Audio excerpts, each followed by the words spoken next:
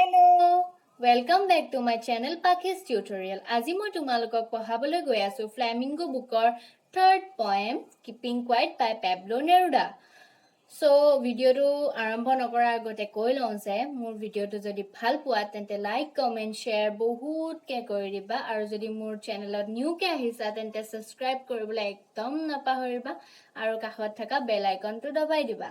আৰু এতিয়া বলা আমি পয়েমটো ষ্টাৰ্ট কৰো So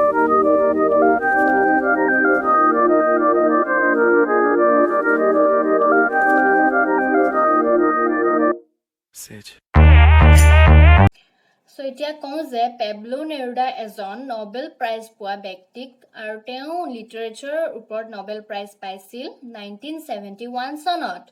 আৰু এই পয়েমটোৰ জৰিয়তে পেবলো নেৰুডায়ে তিনটা বস্তু দেখুৱাব বিচাৰিছে এতিয়া মই কম সেই তিনটা বস্তু কি ফাৰ্ষ্ট হ'ল ইউনিটি এণ্ড পিচ সেকেন্ড হ'ল ইন্ট্ৰস্পেকশন থাৰ্ড হ'ল mutual understanding between human beings so introspection মানে কি ইন্ট্ৰস্পেকশন মানে হ'ল কথা ভাবি এনালাইজ কৰা সো যদি তোমাহতৰ ওচৰত বুক আছে তেন্তে বুকখন উলিয়াই লোৱা আৰু কি আছে বুকত চাও ফাৰ্স্ট লাইনটো বুকত আছে যে Now we will count to 12 and we will all keep still. So কৈছে যে এতিয়া আমি 12 লৈ গণিম আৰু সকলোৱে মনে মনে থাকিম এতিয়া 12 লৈ গণিবলৈ কিয় কৈছে সো কেতিয়াবা দেখিছা চাগে যে কিছুমান মানুহৰ যেতিয়া বহুত খং উঠে তেতিয়া কাউন্ট কৰিবলৈ লয় মানে 1 2 3 4 তেনেকে সো যেতিয়া কাউন্ট কৰে তেন্তে মনটোত মানে কি এটা মেডিটেশন হোৱাৰ নিচিনা হয় আৰু খংটো মানে গুচি যায় সো হিয়তে কাউন্ট কৰে আৰু হেই তেনেকে আমাকো মানে 12 লৈ গণিবলৈ দিছে আৰু শান্তি হৈ এই পয়েম মানে সকলো কথা পাহৰি ষ্টপ হৈ মানে মন দিবলৈ গৈছে এটা নেক্সট কি কৈছে চাও আহা For once on the face of earth, let's not speak in any language. Let's stop for 1 second and not move our arms so much. So, এই poemটোৰ জৰিয়তে মানে poete কৈছে যে এটো ফাৰ্স্ট টাইম হ'বলৈ গৈ আছে যিটো কেতিয়াও হোৱাই নাছিল আজিলৈকে যে সকলোৱে বহি একলগে ভাবি এনালাইজ কৰা এটো মানে কোনো দিনেই হোৱা নাছিল আৰু এটো ফাৰ্স্ট টাইম হ'বলৈ গৈ আছে আৰু কৈছে যে স্পোকেন ল্যাঙ্গুৱেজে হওক বা ৰিটেন ল্যাঙ্গুৱেজে হওক মানে যেনেকে স্পোকেন মানে যেতিয়া আমি কথা কওঁ হেতু স্পোকেন হয় ৰিটেন মানে যেনেকে মেসেজ বা কিবা তেনেকুৱা যিয়ে নহওক মানে আমি আজি সবে একো যাতে কথা নকয় ষ্টপ হৈ যাও আৰু আমাৰ আৰু কৈছে যে and not move our arms so much so arms মানে দুটা মিনিং আছে arms এটা হল আমাৰ হাত কেখন আৰু সেকেন্ড টু হল weapons মানে বুজি চাই weapons so weapons মানে arms আৰু এইবিলাক ফাইট সাইড আমি নকৰো যাতে আজি সবে সাইলেন্ট হৈ যাও হেখিনি এই স্টেঞ্জাটোত বুজাইছে তাৰ পাছৰখিনি কি কব গৈছে চাও আহা It would be an exotic moment without rush, without engines. We would all be together in a sudden strains. So, কি কৈছে যে এটো এটা আমাৰ বাবে এটা নিউ এক্সপেৰিয়েন্স হ'ব গৈ আছে যিটো আমি একেলগে আজি টুগেদাৰ হৈ এটাই কথা ভাবিম So, as a strangeness মানে কি strangeness first হল peace বা শান্তি তেনেকুৱা সবে মানে শান্তি হৈ আমি আজি এটাই কথা ভাবি আমাৰ বাবে এটো এটা নিউ এক্সপেৰিয়েন্স হ'ব যত কোনো হুলস্থুল নহব যত কোনো ইঞ্জিনৰ সাউন্ড নহব আৰু হেই তাৰ মাজতে আমি সকলোৱে একলগ হৈ এটা কথাই ভাবিম তাৰ পাছৰখিনি Fishermen in the cold sea would not harm whales, and the men gathering shawls would look at his hard hands. এতিয়া কৈছে এতিয়া যেতিয়া আমি একলগ হম আমি কৰা কামবোৰ ৰিয়েলাইজ কৰিম এনালাইজ কৰিম যেনেকে ফিশমেন বুৰে অলপ টাইমৰ বাবে ফিশবোৰ হান্টিং কৰা বন্ধ কৰিব তেতিয়া কি হ'ব whales বা বেলেগ ওয়াটাৰ এনিমেলস বোৰ অলপ টাইমৰ বাবে জিয়াই থাকিব যেহেতু আমি হিউম্যান বিংস বোৰ নিজৰ বিজনেছৰ বাবে ইকোনমিক ফ্যাক্টৰৰ বাবে আমি বেলেগ ক্ৰিয়েচাৰে কিমানখিনি হাৰ্ম হৈছে কিমানখিনি কষ্ট পাইছে সেইখিনি আমি কেতিয়াও নাভাবো এতিয়া পয়েটে কৈছে যে পয়েমটোত কৈছে যে যেতিয়া আমি একলগ হ'ম আৰু যেতিয়া ফিচাৰমেনখিনি এইখিনি কথা এনালাইজ কৰিব যে আমি এইটো এটা ভুল কৰি আছো আমি আমাৰ কথাই নিজে ভাবি আছো আৰু বেলেগ যে ক্ৰিয়েচাৰ ৱাটাৰ এনিমেলছ বিলাকে যে হাৰ্ম হৈছে সেইটো আমি কেতিয়াও ভাবা নাই কিন্তু এই পয়েন্টত কৈছে যেতিয়া আমি কিপিং কোৱাইট হৈ পেলাই এইখিনি কথা ভাবিম তেতিয়া সেই ফিচাৰমেনখিনিও গম পাব যে সিহঁতে কিমানখিনি ভুল কৰি আছে তাৰ পাছত and the man gathering salt would look at his hard hands so যেতিয়া সাগৰৰ কিনাৰত বহুতখিনি নিমখ জমা হয় তেতিয়া কি কৰে মানুহবোৰে সেই নিমখবোৰ গুটায় কিন্তু ইমানেই বিজি হৈ থাকে মানুহবোৰ যে নিজৰ ওপৰতো যে হাৰ্ম হৈ আছে সেইটো চাবলৈ কাৰো সময় নাথাকে যেতিয়া এই কথাটো কিপিং কোৱাইট হ'ব ভাবিব 12 লৈ কাউন্ট কৰিব তেতিয়া ৰিয়েলাইজ কৰিব যে মানে বেলেগৰ লগত এনভাইৰনমেন্টৰ লগত মোৰ নিজৰো হাৰ্ম হৈ আছে যেনেকৈ তাৰ হাতখন ফাটি যাব বহুত দেখা পাব তেতিয়া মানে যেতিয়া ৰিয়েলাইজ কৰিব তেতিয়া এটা নিউ থিংকিং মনলৈ আহিব আৰু এইখিনি কথাই এতিয়ালৈকে পয়েটে বুজাব বিচাৰিছে So next, those who prepare green wars with gas, wars with fire, victory with no survivors, would put on green clothes and walk about with their brothers in the shade doing nothing. So এখানে কি বুঝাইছে green wars মানে কি use large amount of using plastic bags, cutting off trees, every হয় মানে green war যিবোৰ আমি human beings এ create কৰি আছো আৰু লগতে wars with fire মানে কি যেতিয়া ডিফাৰেন্ট কান্ট্ৰিৰ লগত যুদ্ধ হয় বেলেগ যুদ্ধ হয় আৰু আমি ওয়েপন্স ইউজ কৰো হেবোৰকে কি বুলি কয় wars with fire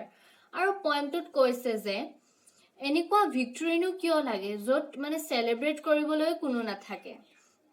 এনেকুৱা সিচুৱেচন আমি কি কৰিব লাগে ক্লিন ক্লোথছ পিন্ধিব লাগে এতিয়া ক্লিন ক্লোথছ মানে কাক বুজাইছে আৰ্মিবোৰক কৈছে ক্লিন ক্লোথছ বুলি কাৰণ আৰ্মিবোৰে নিজৰ কান্ট্ৰিৰ বাবে কি কৰে যুদ্ধ কৰে আৰ্মিবোৰে নাভাবে যে নিজৰ বুলি কাৰণ জুনেই আৰ্মিৰ সন্মুখত আহিব সিহঁতকে আৰ্মিয়ে কি কৰে এনিমি বুলি ভাবে আৰু ফাইট কৰে সো ক্লিন ক্লোথছৰ আৰু দুটা মিনিং আছে হেতু হল এটা হল নিউ বিগিনিং আৰু সেকেন্ডটো হল ক্লোথছ ডেট আৰন্ট blood/mud নে নিউ বিগিনিং বুলি কৈছে মিন্স যেতিয়া সিহঁতে ভাবিব আৰ্মিবোৰে ভাবিব যে এটো এনভাইৰনমেন্টৰ বাবে এটা হাৰ্ম হৈ আছে দুই ফালৰ আৰ্মিয়ে যেতিয়া ভাবিব এনিমিও ভাবিব আৰু আৰ্মিও ভাবিব যে এটো কৰিলে আমাৰ একো নাপাও আমি অনলি কি হয় এনভাইৰনমেন্টখন হাৰ্ম হ'ব